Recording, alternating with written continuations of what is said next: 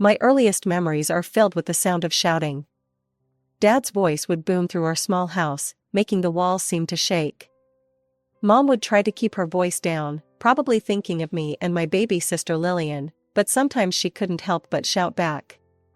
I was 7 then, and Lillian was just too young to really understand what was happening. I remember watching Mom brush Lillian's hair one morning, singing softly to her. That was the last time I saw her do that. Later that day, the shouting started again, worse than ever before.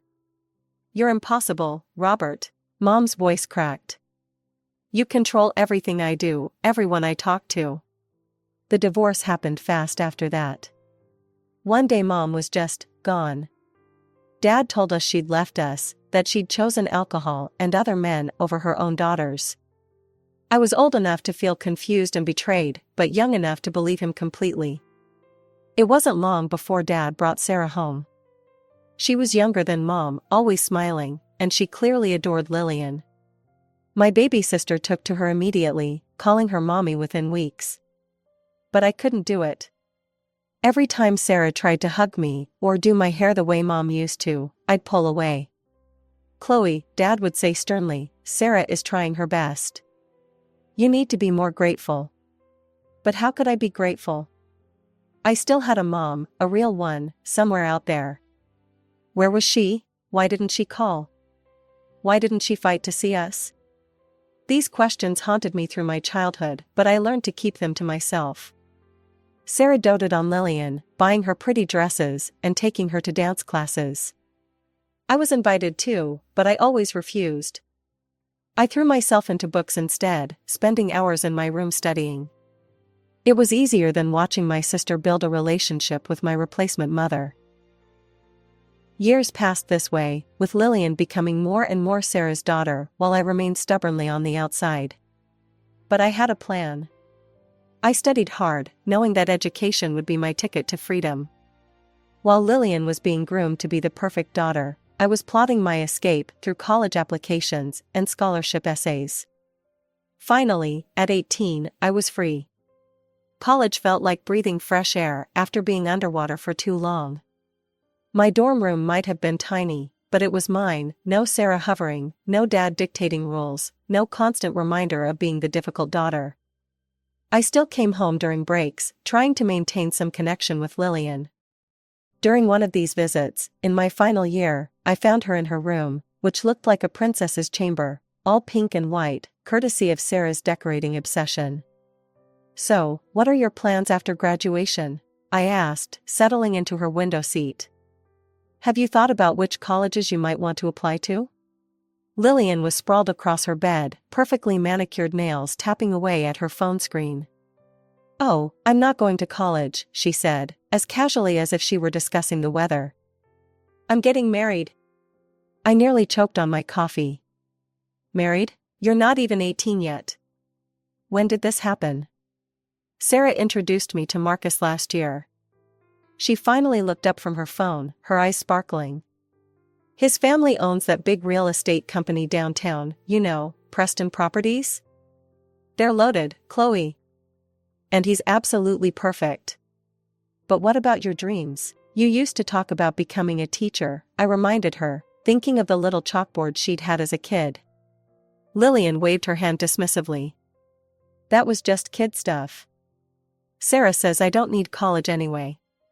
She believes a woman's real purpose is to create a family and have children. Why waste time with degrees when I can start my real life now?"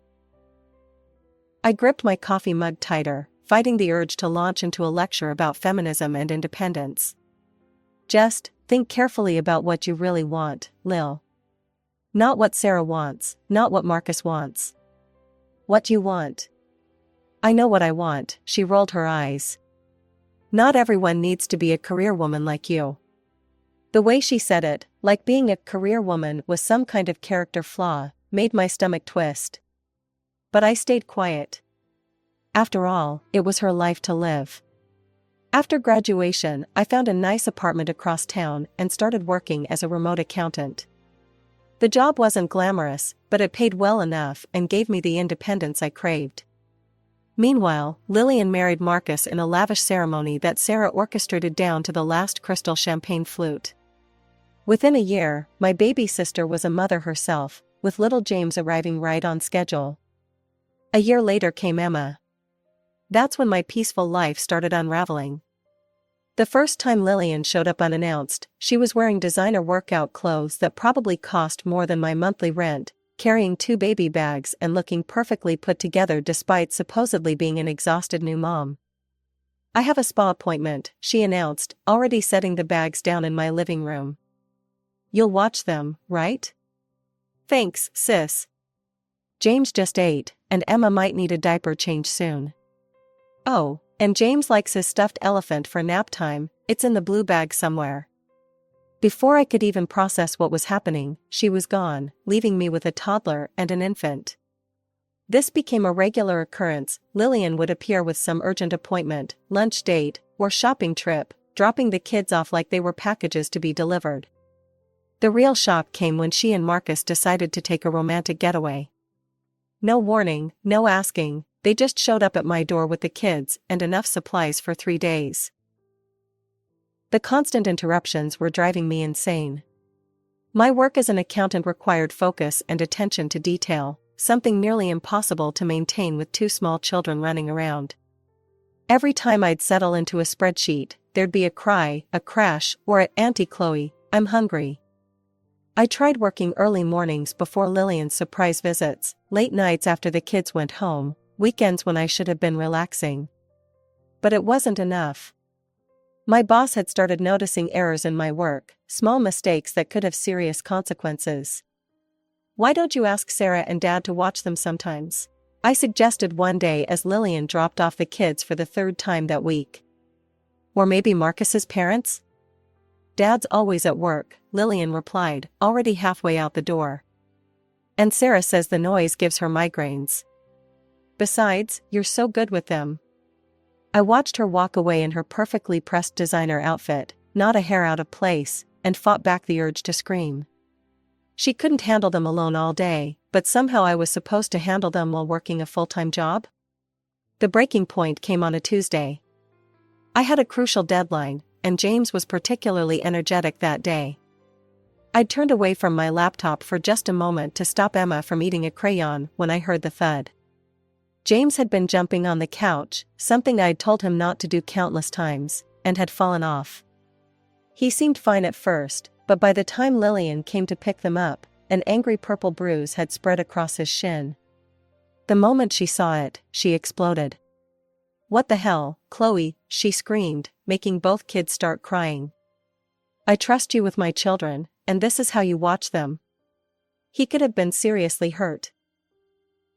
"Maybe if you actually watched your own kids," I started, but she cut me off. "I knew I shouldn't have left them with you. You're so irresponsible. What were you doing, too busy with your precious spreadsheets, to keep my son safe?" Something in me snapped. Years of resentment, of being taken for granted, of being expected to put my life on hold for everyone else's convenience, it all came pouring out. "Get out," I said, my voice deadly quiet. "Take your kids, and get out of my apartment." "Excuse me? I'm done being your free babysitter. I have a job, Lillian. A real job that pays my bills. I can't keep dropping everything because you need a spa day or lunch with your friends. Hire a professional babysitter." I practically pushed them into the hallway, ignoring Lillian's shocked expression and the kids' confused tears. The moment the door closed, my phone started ringing. "Dad. What the hell do you think you're doing?" he roared before I could even say hello. "Your sister is crying her eyes out. How dare you treat her this way? If she doesn't like how I watch her kids, she can watch them herself," I shot back. "You will apologize to your sister immediately. This kind of behavior is unacceptable." "Unacceptable? What's unacceptable is dumping your kids on someone without warning and then getting mad when they can't provide professional childcare while working full-time. Listen here, young lady," his voice dropped to that dangerous tone I remembered from childhood. "If you don't start showing more respect to your sister and treating your family better, you can forget about your inheritance." I'll leave everything to Lillian. After this threat, I knew I needed to handle things differently. The constant tension wasn't good for anyone, especially the kids. So I swallowed my pride and called Lillian. "Hey," I said when she answered, my voice carefully neutral. "Can we talk?" "I was going to call you actually," she replied, sounding surprisingly calm. "I might have overreacted a bit yesterday." We met for coffee at a neutral location, the small cafe halfway between our apartments. Lillian looked tired, the perfectly put-together facade slightly cracked. "Look," I started, stirring my latte. "I love James and Emma, you know I do. But I can't keep dropping everything at a moment's notice. I need to be able to plan my work schedule." Lillian nodded slowly. "I get it. I guess I've been taking advantage a bit." We worked out a system. She'd give me at least 24 hours notice before bringing the kids over. No more doorstep drop-offs, no more surprise weekend stays. We'd stick to a regular schedule, Tuesday afternoons and Thursday mornings, when I could properly plan my workload around childcare. Things improved after that. The kids still came over, but on a predictable schedule that let me arrange my work accordingly. I even started enjoying our time together more, now that it wasn't forced on me. As Christmas approached, I made plans with my college friends for a ski trip in the mountains. It would be my first real vacation in ages, no work, no family drama, just snow and freedom. When I heard Lillian was planning a family trip to Europe, I figured it was perfect timing. Surely a family vacation meant the whole family, kids included. 2 days before my departure, I stopped by Lillian's house with Christmas presents for the kids. The living room was chaos, suitcases everywhere, clothes laid out on every surface. Dad and Sarah were there too, Sarah directing the packing like a general organizing troops. "These are so cute," Lillian exclaimed as the kids tore into their early presents. "They can play with them while staying at your place during Christmas." I froze, my coffee cup halfway to my lips. "What?" "Oh, it's going to be amazing," Lillian continued, apparently oblivious to my shock. "Marcus's college friends are joining us in Paris, and then we're hitting the ski slopes in Switzerland. No kids allowed, it'll be just like old times."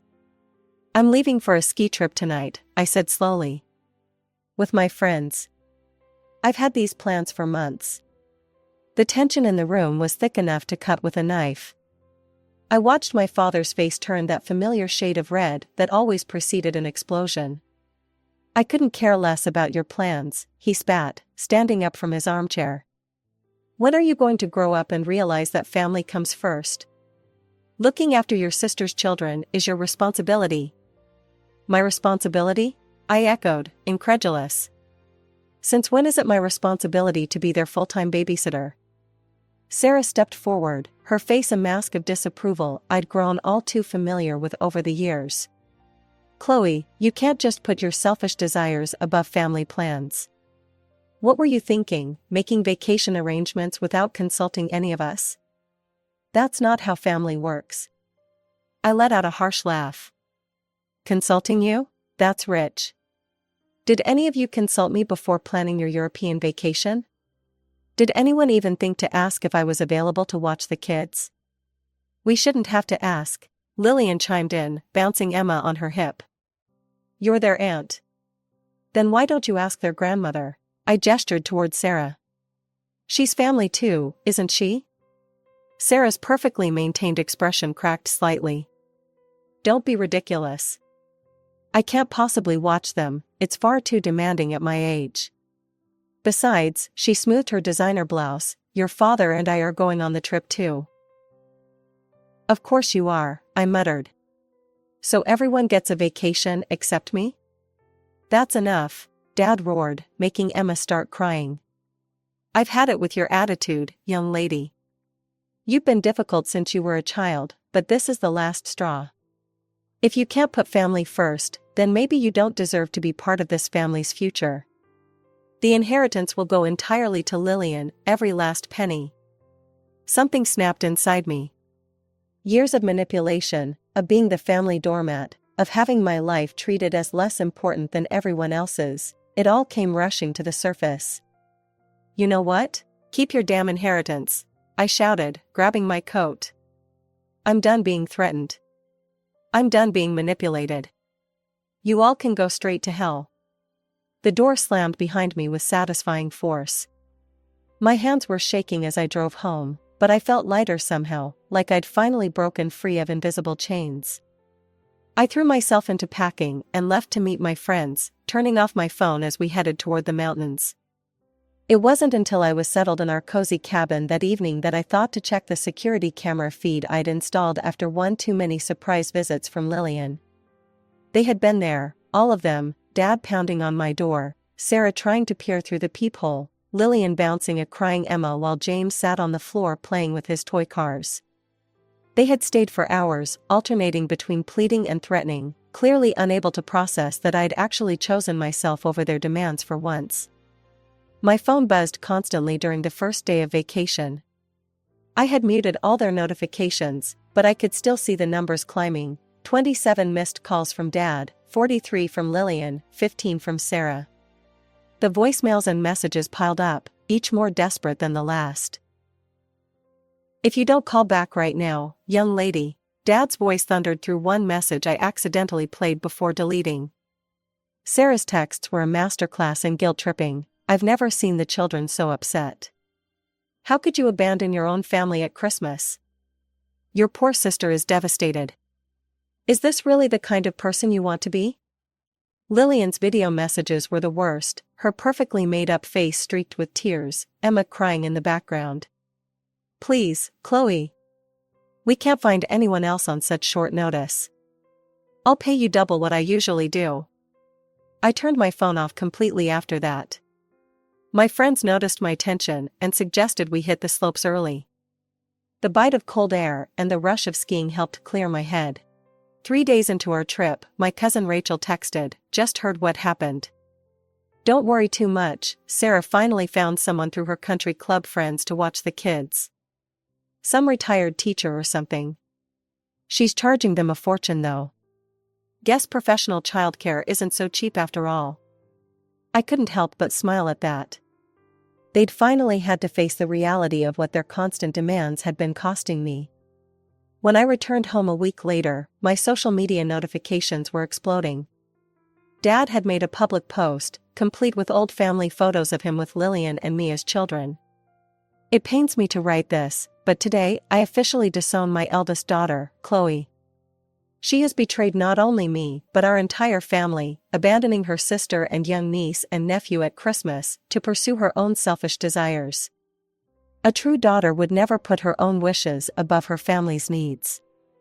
From this day forward, all my property and assets will go to my younger daughter Lillian, who understands the true meaning of family loyalty. Chloe is no longer welcome in our home or our lives. The post had hundreds of reactions, mostly from Dad's business associates and church friends offering sympathy and condemning my selfishness. Sarah had shared it with additional commentary about ungrateful children and modern values destroying family bonds. I stared at the screen for a long moment, then closed the app without liking, commenting, or sharing. Let them have their public meltdown. I had work to do, and for the first time in years, a quiet apartment all to myself. A week after Dad's dramatic social media announcement, I received a message that made my heart stop. The notification simply read, "Catherine Mitchell wants to connect with you." My mother's name appearing on my screen like a ghost from the past. Her message was long, carefully worded. "Chloe, I saw your father's post. I know it's been many years, and I have so much to explain. Would you be willing to meet with me?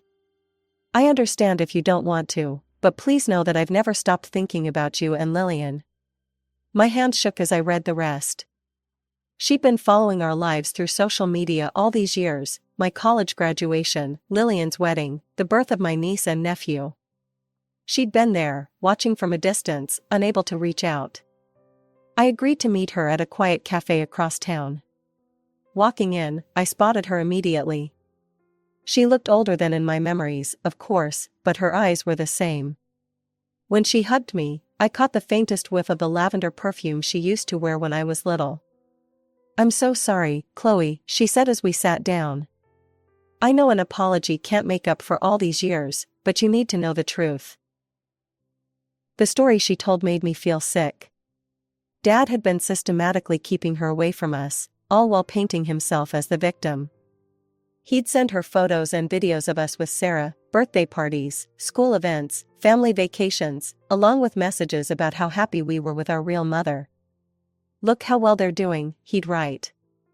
Sarah is such a wonderful mother to them. They don't even remember you anymore. Why would you want to disrupt their lives now? She pulled out her phone, showing me years of messages from Dad, each one more manipulative than the last. The girls call Sarah Mom now. It would only confuse them if you tried to come back into their lives. Chloe's doing so well in school. Sarah helps her with all her homework. She's forgotten all about you. Lillian asked why she doesn't look like her mommy Sarah. We told her she takes after her daddy. She's so happy with that answer. Don't ruin it for her. But the biggest revelation was about money. Mom had been sending substantial alimony payments all these years, thanks to her successful career as a corporate lawyer and her marriage to a wealthy businessman. Your father and I had an agreement, she said, stirring her untouched coffee. All the alimony I paid for you was supposed to be given to you when you turned 18. It was enough to buy you a small apartment, give you a start in life. He promised me he'd tell you about it. I thought about all the times Dad had dangled his inheritance over my head, using it to control me. All those years, he'd been threatening to withhold money that wasn't even his to begin with, money that had come from the mother he'd told me had abandoned us. That night, I sat at my computer, fingers hovering over the keyboard. Then I started typing. In response to my father's recent post about disowning me, I feel compelled to share some truths that have recently come to light. For years, I believed what my father told me about my mother, that she abandoned us, that she didn't want us, that she chose alcohol and other men over her daughters. I believed him when he said we were better off without her. Today, I learned that every word was a lie. My mother never abandoned us. She was pushed away by a man who used manipulation and lies to maintain control over his daughters. While he painted himself as our savior, he was secretly receiving substantial alimony payments from our mother, money that was meant to be given to me when I turned 18. Instead, he held this money over my head for years, threatening to withhold his inheritance if I didn't comply with his demands. He sent our mother photos and videos of us with our stepmother, telling her we were happier without her, that we'd forgotten her, that we called another woman mom. He convinced her that reaching out would harm us psychologically. All while she watched us grow up from a distance, sending money she thought would secure my future. To my father, keep your money. I don't want an inheritance built on lies. I don't want anything from a man who could so cruelly separate children from their mother for his own benefit.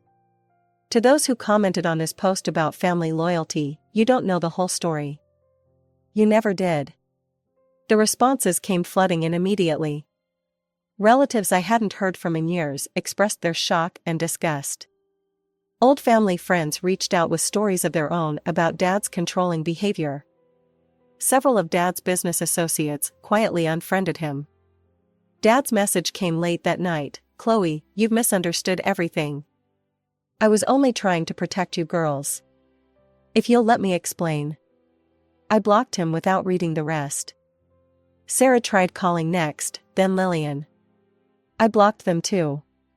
It hurt to cut off my sister, but watching her turn into a mirror image of our father hurt more. Her sense of entitlement, her manipulation, her absolute certainty that she was always right, she'd learned well from him. Mom helped me find an apartment in her neighborhood, insisting on buying it outright.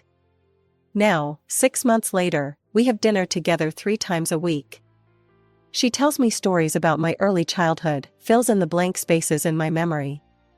Sometimes we look through her old photos, ones I'd never seen before, of her holding me as a baby, teaching me to walk, reading to me and Lillian. Do you think you'll ever speak to Lillian again? Mom asked me recently. I thought about my sister, about how thoroughly Dad had shaped her into his image. Maybe someday, I said. If she ever learns to think for herself. but I'm not holding my breath. For now, I'm focused on rebuilding my relationship with my mother, making up for all those lost years. I'm learning that family isn't about obligation or control or threats. It's about love, respect, and truth, qualities I never found in my father's house, but discover every day with my mom. Sometimes I still get messages from flying monkeys, Dad's friends, church members, distant relatives who think I should forgive and forget. I delete them all. I've spent enough years living under the weight of other people's expectations. I'm finally free.